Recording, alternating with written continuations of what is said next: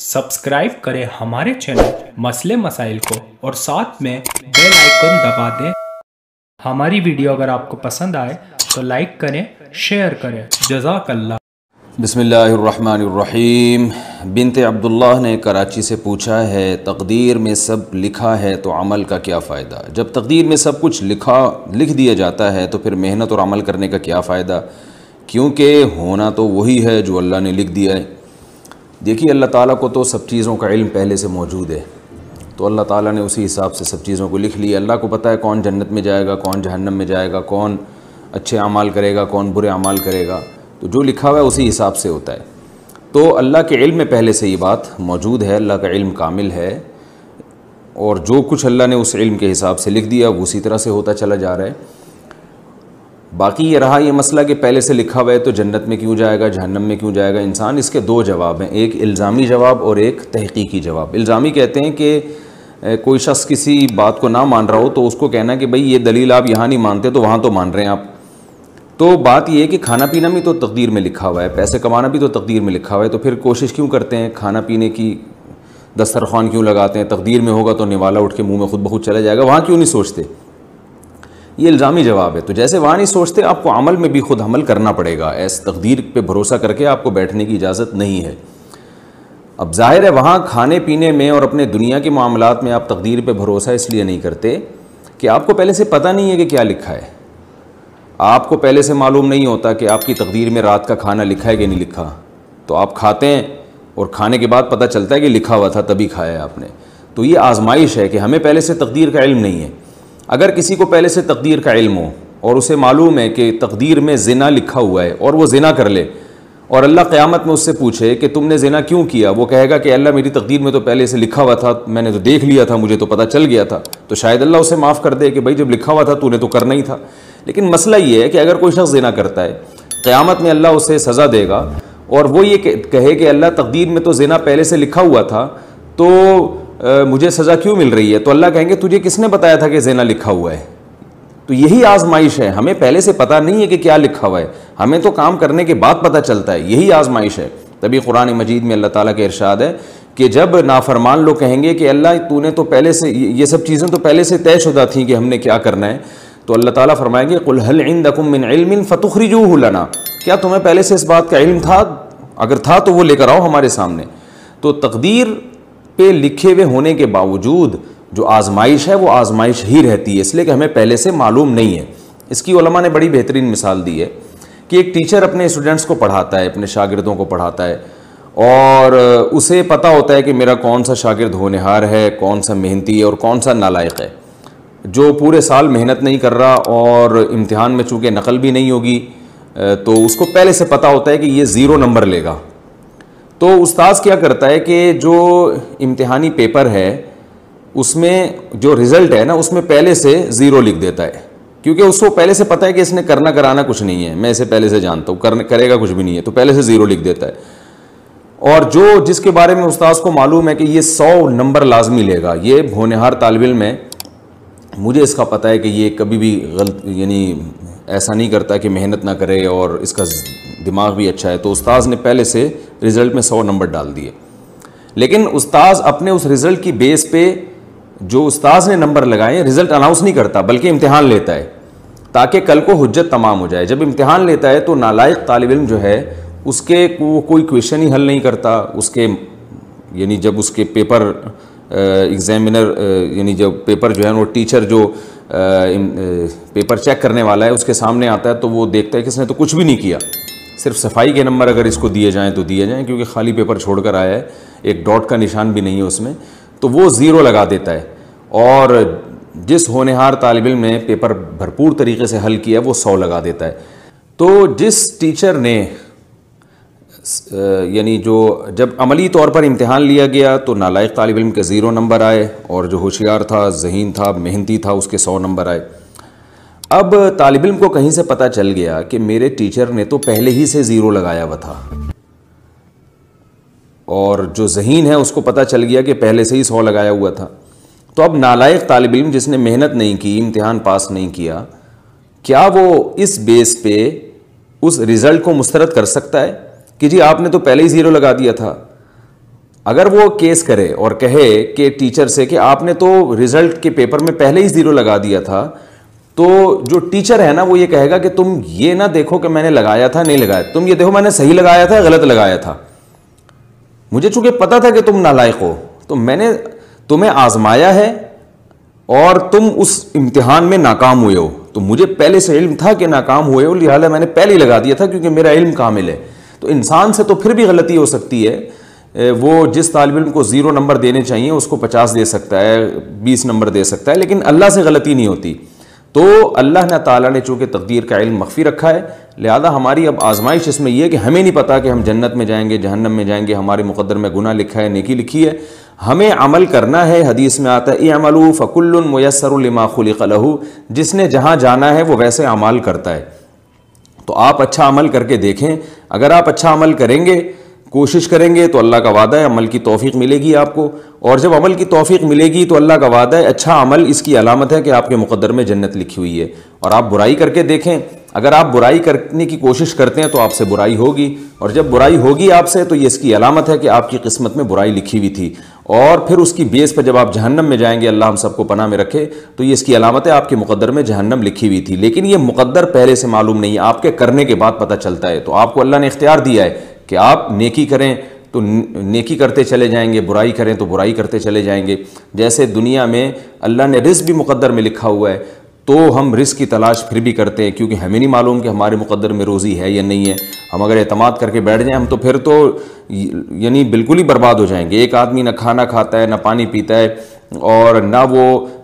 زندہ رہنے کے اسباب اختیار کرتا ہے، اور وہ یہ کہتا ہے کہ مجھے تو نہیں،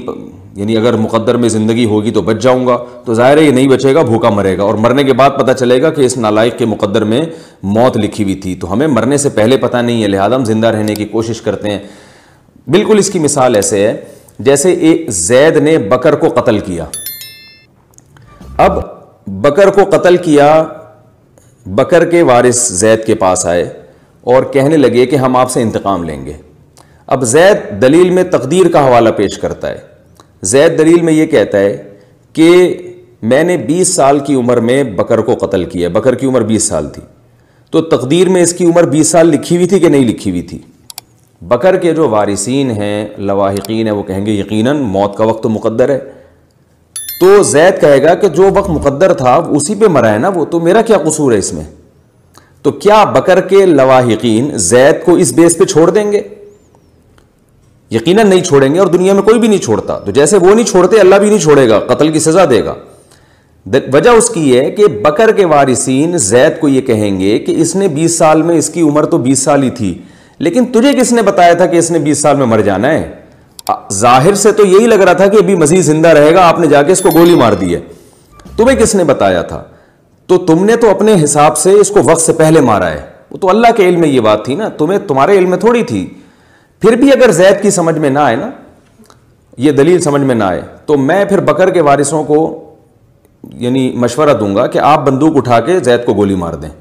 اور جب گولی مارنے لگیں اور زید چیخے چلائے تو پھر زید کو آپ بھی یہ کہیں کہ تمہاری بھی عمر اتنی لکھی ہوئی تھی، لہذا اگر تم نے بکر کو مار دیا یہ جرم نہیں ہے، تو ہمارا تمہیں مارنا بھی جرم نہیں ہے۔ تو اس سے پتہ چلتا ہے کہ بھائی جو چیز لکھی ہوئی ہے وہ تو لکھی ہوئی، انڈرسٹوڈ ہے، وہ اللہ کے علم ہے، ہمیں معلوم نہیں کیا لکھا ہوا ہے، تو ہم اس ظاہر ہی کے مکلف ہیں، ہم سے جو ہم کر رہے ہیں اپنے اختیار سے، ہم سے اس کے بارے میں سوال کیا جائے گا، اور اسی بیس پہ جنت اور جہنم اللہ نے رکھی ہے۔ تو تقدیر کا عقیدہ اپنی جگہ بالکل درست ہے، لیکن اس بیس پر ہم عمل کو چھوڑ نہیں سکتے، اور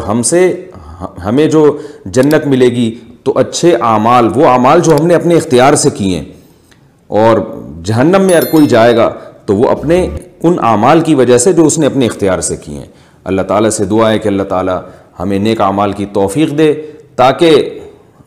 ہم جنتی قرار پائیں، اور برے اعمال سے اللہ تعالیٰ ہماری حفاظت کرے تاکہ ہم جہنم سے ہمیشہ کے لیے محفوظ ہو جائیں۔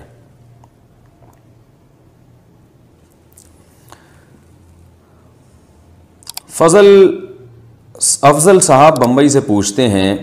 ایک بھائی نے تعمیر کی ہو تو گھر ورثہ میں کیسے تقسیم ہوگا؟ بہت اہم سوال ہے، آج کل یہ بہت ہو رہا ہے۔ میرے والد صاحب نے گھر خریدا تھا جو کافی پرانا تھا،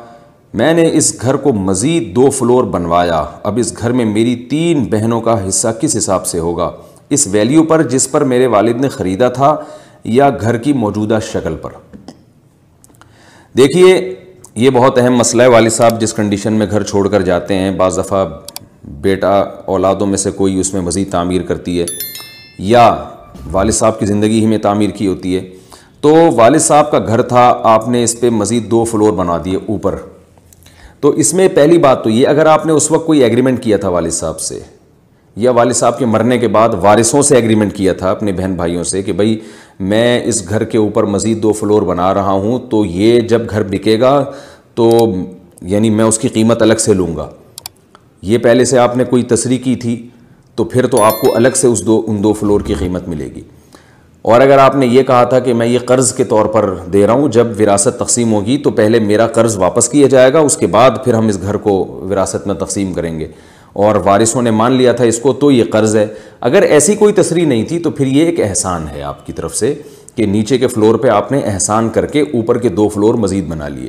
تو جب بھی کوئی کسی کی زمین پر احسان کرتا ہے، کسی کی زمین پر کوئی تعمیر کرتا ہے، تو وہ بس ایک احسان ہی کہلاتا ہے، وہ کوئی ایگریمنٹ کا حصہ نہیں ہوتا. تو جو زمین کے مالک ہوتے ہیں یا نیچے کے فلور کے مالک ہوتے ہیں، ان کو یہ حق حاصل ہے کہ وہ کسی بھی وقت کہہ سکتے ہیں کہ یہ اوپر کے جو 2 پورشن ہیں یہ آپ یہاں سے ہٹا دیں، توڑ دیں، اس کو اپنے گھر لے جائیں. تو اصل مسئلہ تو یہی ہے کہ آپ کے جو بہن بھائی ہیں ان کو یہ حق حاصل ہے کہ وہ آپ کو آرڈر کریں کہ ہم آپ کو ان 2 اوپر والے پورشن کا الگ سے کوئی حصہ نہیں دیں گے، نیچے والا گھر تقسیم ہوگا، اوپر والا جو ہے وہ آپ چاہے تو توڑ دیں، چاہے تو ملبے کی قیمت لے کے آپ وہ گھر بھی یعنی اس مشترکہ وراثت میں شامل کر لیں. تو یہ ان کو پورا حق حاصل ہے. لیکن یہ ایک فتوے کے طور پر ہے. اخلاقی جو ذمہ داری ہے وہ یہ ہے کہ بہن بھائیوں کو چاہیے کہ ایک بھائی نے اتنا احسان کر کے اوپر 2 فلور بنائے، اب اس بیچارے کو آپ یہ حکم دیں کہ توڑ تاڑ کے لے جاؤ اور ملبہ فروخت کر دو، تو یہ اس کے ساتھ اخلاقی لحاظ سے کہ غیر اخلاقی حرکت ہوگی کہ اس نے احسان کیا اور آپ اس کو احسان کا بدلہ یہ دے رہے ہیں کہ جی وہ ملبہ اٹھا کے لے جاؤ. تو اس لیے ورثہ کو چاہیے آپس میں دیکھیں، وراثت تو صرف نیچے والے پورشن میں ہوگی، نیچے والے پورشن کی جو مارکیٹ ویلیو ہے وہ لگائی جائے گی، اور اس مارکیٹ ویلیو یعنی جب گھر بک رہا ہے نا اس وقت مارکیٹ ویلیو لگائی جائے گی، یا جب وراثت تقسیم کر رہے ہیں، جیسے آج اگر آپ چاہتے ہیں کہ ہم اس وراثت کو تقسیم کریں تو آج جو گھر کی ویلیو ہے وہ لگائی جائے گی. والد صاحب نے جس ویلیو پہ گھر خریدا تھا وہ نہیں لگائی جائے گی. آج کی ویلیو سے نیچے والے پورشن کو آپ لوگ ڈیوائڈ کریں گے، اوپر والے کو یا تو وارث کہتے ہیں کہ اس کو توڑ کے لے جاؤ، یا یہ کہ وارثین اس کی الگ سے قیمت لگا کے کوئی بھی خریدنا چاہے خرید لے. اور اخلاقی لحاظ سے اگر آپ اس کو چاہتے ہیں حل کرنا تو پھر آپ لوگوں کو چاہیے کہ 2 راستے ہیں آپ کے پاس، یا تو اس پورے پورشن کی ویلیو لگائیں، اوپر والے 2 فلور کی بھی اور نیچے والے کی بھی پورے پورشن کی ویلیو لگائیں، اور یہ دیکھیں کہ اس پورے پورشن کی ویلیو مثال کے طور پر 1 کروڑ روپے بنتی ہے، یعنی تینوں پورشن کی، گراؤنڈ فلور، فرسٹ فلور اور سیکنڈ فلور کی 1 کروڑ روپے بنتی ہے. تو پھر اسٹیٹ ایجنٹ سے پوچھیں کہ اگر یہ اوپر کے 2 فلور نہ ہوتے تو پھر اس نیچے والے گھر کی ویلیو کیا ہوتی. اسٹیٹ ایجنٹ نے فار ایگزامپل آپ کو بتایا کہ اگر یہ اوپر کے 2 فلور نہ ہوتے تو یہ گھر 80 لاکھ کا ہوتا، اوپر کے 2 فلور بننے کی وجہ سے 1 کروڑ کا ہو گیا ہے. تو پتہ یہ چلا کہ اس گھر کی ویلیو میں جو اضافہ ہوا ہے اوپر کے 2 فلور کی وجہ سے وہ 20 لاکھ روپے کا اضافہ ہوا ہے. تو اس گھر کو مکمل فروخت کیا جائے، 1 کروڑ میں 20 لاکھ اس بھائی کو دے دیے جائیں جس نے اوپر کے 2 پورشن تعمیر کیے ہیں، اور باقی 80 لاکھ میں وراثت کو تقسیم کر دیا جائے سب ورثہ میں، جس میں یہ بھائی بھی برابر کا شریک ہوگا. اس طرح سے اگر کر لیتے ہیں تو وارثوں پر یہ لازم تو نہیں ہے، لیکن اس طرح سے کر لیں گے تو لا تظلمون ولا تظلمون. جو بڑا بھائی جس نے بیچارے نے اتنا پیسہ لگا کے گھر کی تعمیر کی ہے اس کی بھی حق تلفی نہیں ہوگی، یعنی اخلاقی لحاظ سے اس کا بھی نقصان نہیں ہوگا، اور ان وارثوں کو بھی ان کا حصہ مل جائے گا، اس لیے کہ نیچے والے مکان میں وراثت جاری ہو رہی اور ان بہن بھائیوں کو اس میں بہرحال برابر کا حصہ اپنا مل رہا ہے، تو ان کا کوئی نقصان نہیں ہے ایسا کرنے میں. اور پہلی صورت پہ اگر یہ عمل کریں گے کہ بھائی کو بولیں گے اوپر والے 2 پورشن توڑ کے لے جاؤ، تو ان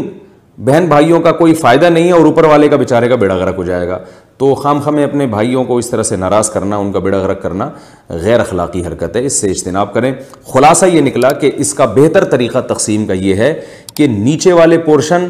اوپر والا اور اس سے اوپر والا فلور، ان تینوں کی مارکیٹ ویلیو لگائیں. 2-3 اسٹیٹ ایجنٹ سے پوچھیں کہ یہ کتنے کے ہوں گے. اگر 3-4 ریٹ مختلف ریٹ آتے ہیں تو اس کا ریشو نکال لیں. ایک اسٹیٹ ایجنٹ کہتا ہے کہ 1 کروڑ روپے، دوسرا کہتا ہے 1.5 کروڑ روپے، تیسرا کہتا ہے 2 کروڑ روپے. تو 1 کروڑ، 1.5 کروڑ، 2 کروڑ کو 3 سے ڈیوائڈ کر دیں، جو جواب آئے وہ ریشو نکل آئے گی. تو پہلے